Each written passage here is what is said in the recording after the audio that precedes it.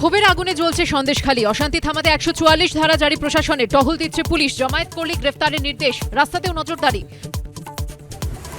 জারি 144 ধারা। সন্দেশখালীতে ঢোকার আগে বিজেপির প্রতিনিধি দলকে আটকালো পুলিশ। ক্ষমতার অপব্যবহারের অভিযোগ শুভেন্দুর। অশান্তি ছড়ানোর চেষ্টা পাল্টা তৃণমূল।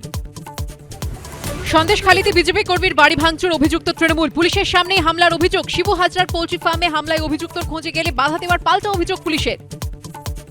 শিবু হাজরার খোঁজ আছে তো, সন্দেশখালীতেই আছে। হ্যাঁ, কথা হয়েছে।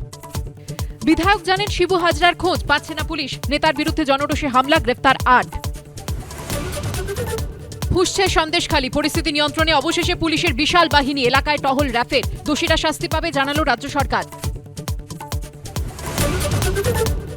বাজেট অধিবেশনের আজ শেষ দিন। সংসদের উভয় কক্ষে রাম মন্দির নিয়ে আলোচনা সরকারের। বিকেল 5টায় ভাষণ দিতে পারেন প্রধানমন্ত্রী। হুইপ জারি বিজেপির।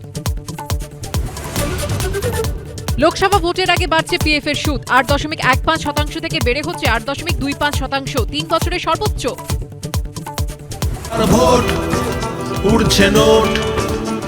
ভোটের হাওয়ায় ভোটের গান। নিজের কথায় ও সুরে গাইলেন সুরজিৎ চট্টোপাধ্যায়। ভোটের বাদী দিনভর।